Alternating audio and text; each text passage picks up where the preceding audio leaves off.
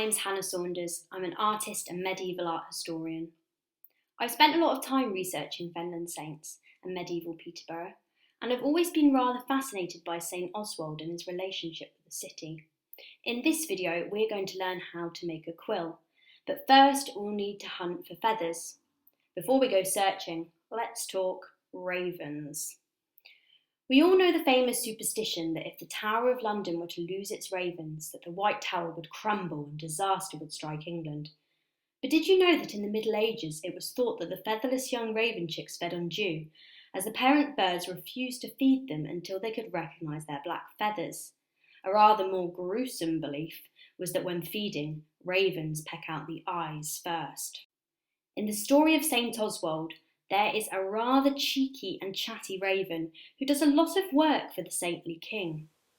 The raven dropped 2 items while soaring over the seas. Can you remember what items he dropped?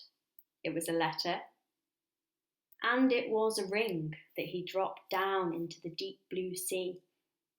Though you might not come across dropped treasure today, you may well find a raven's dropped feather here and there if you're lucky.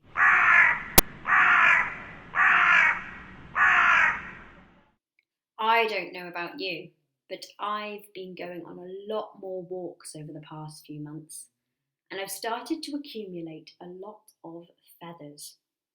Now it's time to find your feather. Start off by choosing a park, field, or any grassy outside space to explore with your parent or carer. It doesn't have to be somewhere with ravens. Any feather will do. Be careful when looking around on the floor and picking things up. I'd also advise only picking up clean-looking feathers.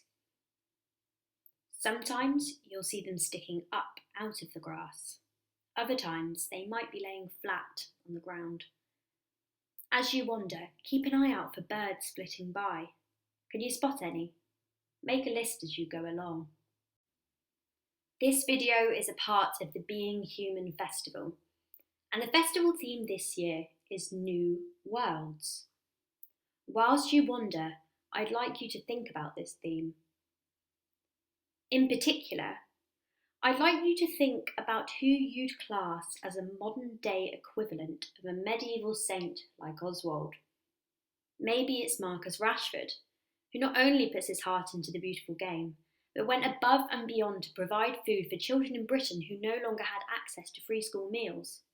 Or maybe it's Greta Thunberg, the climate change activist who at just the age of 15 chose to sit outside the Swedish parliament to call for action on climate change and gave way to a whole movement in her footsteps.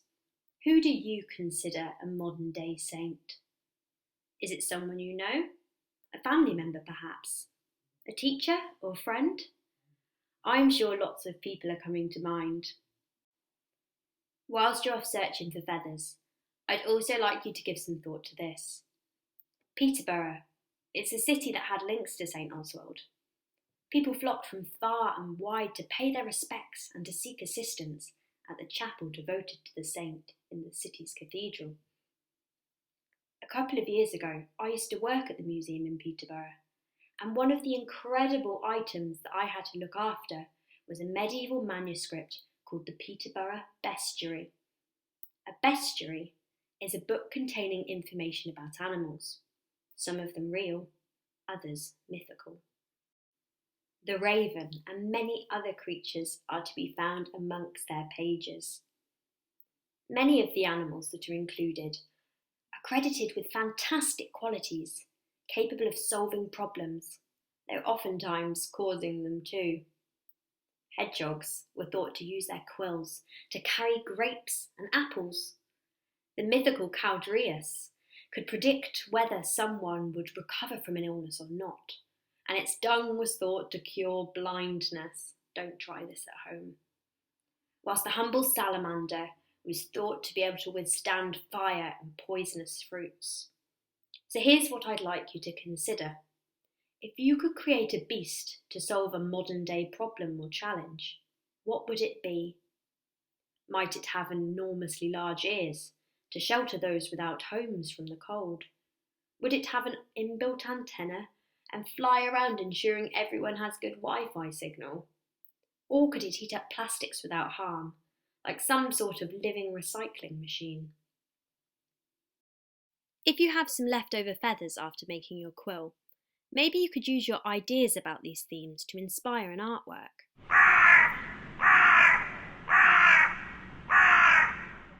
Now it's time to paint your feather.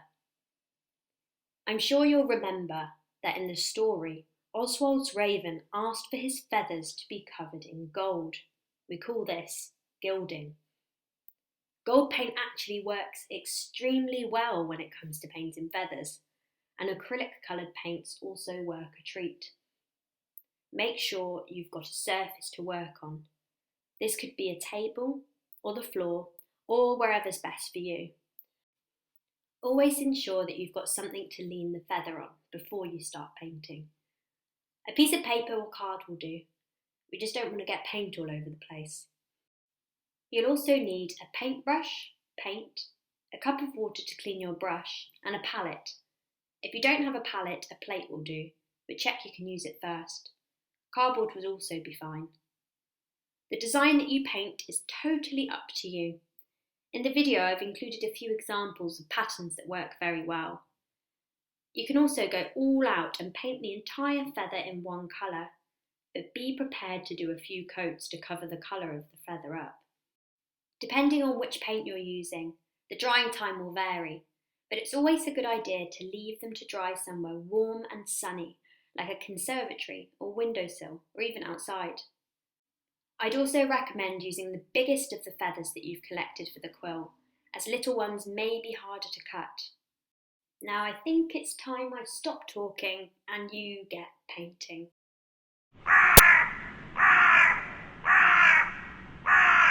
Now your feathers dry, it's time to cut your quill.